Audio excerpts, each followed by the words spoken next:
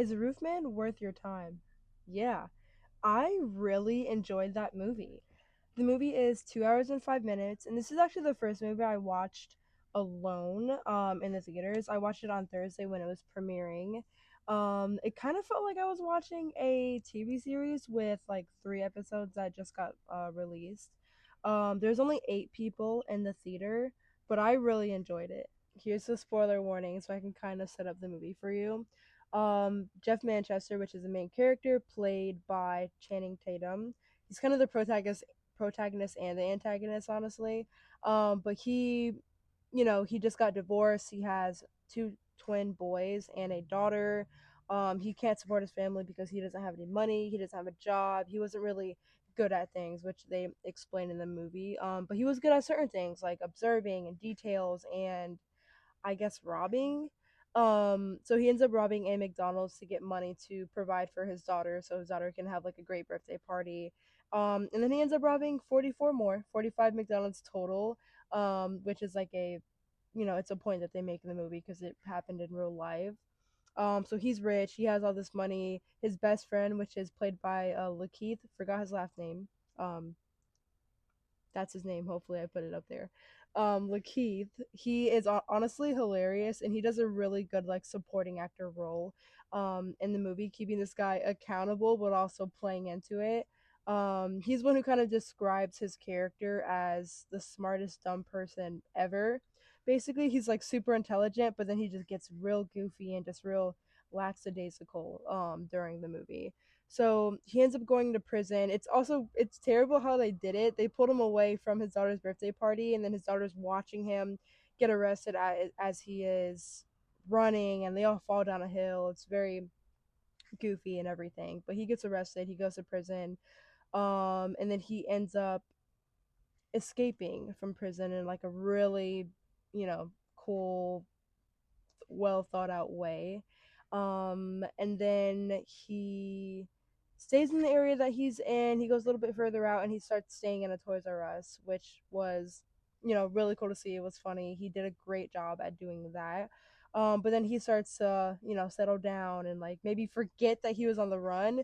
So he starts like showing himself and he meets this girl that he really likes who actually works at the Toys R Us. And he starts messing around way too much. He starts going to church with her and he's meeting her daughters and he's coming out a lot more, which he should not do. Sooner or later someone is going to recognize him and I guess he doesn't realize that. And also, I'm confused why no one in that town did recognize him. He was on the TVs, he was on the news like every single day and he's showing himself to like this entire church group to like all these, he's in these stores, he's doing all this stuff and no one recognizes him until like 3 or 4 months later, which is crazy that he was able to just be out in the open for like 4 months. And he's been selling, like, he stole a bunch of stuff from Toys R Us and was selling it. And I guess nobody was suspicious about that for some reason.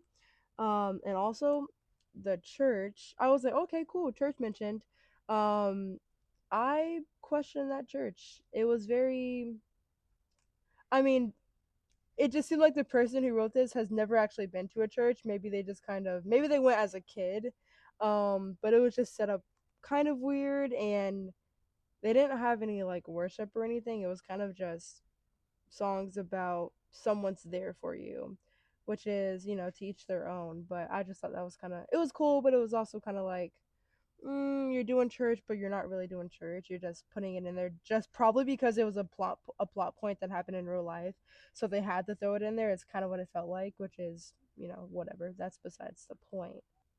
Anyways, since the movie did kind of feel like, which I said earlier, it was like 3 episodes because you knew what was gonna happen. You knew like inevitably he was going to get arrested because I'm sure that's how it ends. You can watch the trailers. You know that he has to get caught. It's only a matter of time until the life that he rebuilt is gonna get torn from him, which was a little bit emotional. And I think they did that in a really good way. The girl that he ends up dating and they had like a very very intimate relationship and like his her daughters love him and they had a great family. They took a family photo and everything, which was also dumb that he's taking pictures knowing that he's like a wanted criminal.